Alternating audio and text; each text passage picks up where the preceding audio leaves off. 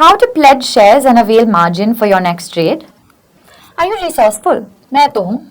ऐसा टिन का डब्बा तो आपके घर में भी होगा जिसमें एक जमाने में कुकीज या चॉकलेट हुआ करते थे एंड अब उसमें सुई धागा एंड बैटरीज मिलेंगे। इसे कहते हैं रिसोर्सफुल होना। मतलब जो चीज़ हमारे पास ऑलरेडी है उसको ही रीयूज करके या फिर रिपर्पस करके किसी और काम में यूज करना एक स्किल है। इनफैक्ट मैं ट्रेडिंग में भी इस स्किल को यूज करती हूँ। कैसे? प्लेज शेयर्स फैसिलिटी के साथ।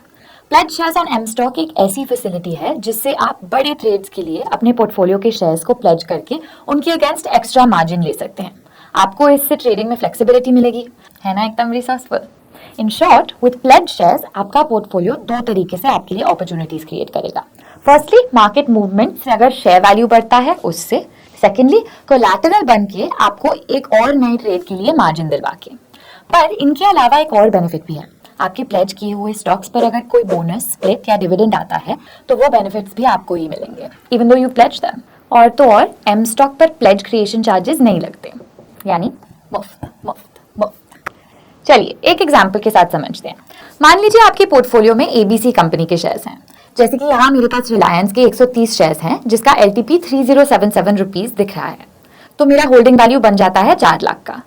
अब जब मैं इस होल्डिंग को प्लेज करके मार्जिन अवेल करूंगी, मुझे मिल सकता है up to 80% of the holding value, और जो 20% आपको नहीं मिलता उसे हैकाट कहते हैं।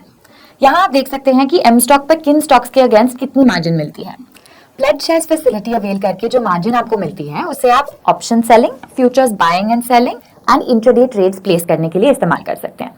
ऑल्सो अपने शेयर्स को प्लेज करके मिली हुई मार्जिन से आप चाहें तो पे लेटर MTF के साथ डिलीवरी ऑर्डर्स भी प्लेस कर सकते हैं बिना खुद से कोई कैपिटल डाले।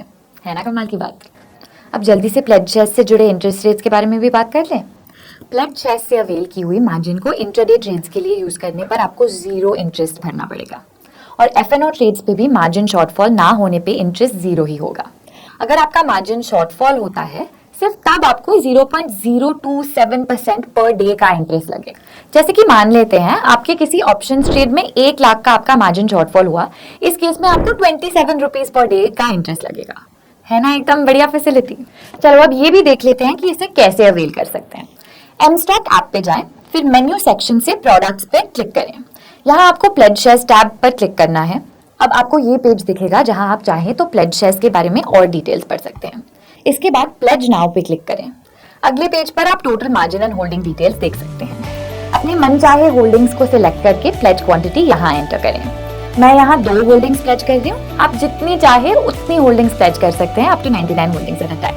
शेयर्स प्लेज करने के लिए आपको प्लेज क्रिएशन प्रोसेस कंप्लीट करना पड़ेगा। प्लेज पे क्लिक करने पर आपको CDSL के वेबसाइट में रिडायरेक्ट किया जाएगा। प्रोसेस को ऑथेंटिकेट कर लीजिए और बस आपके स्टॉक्स प्लेज हो गए।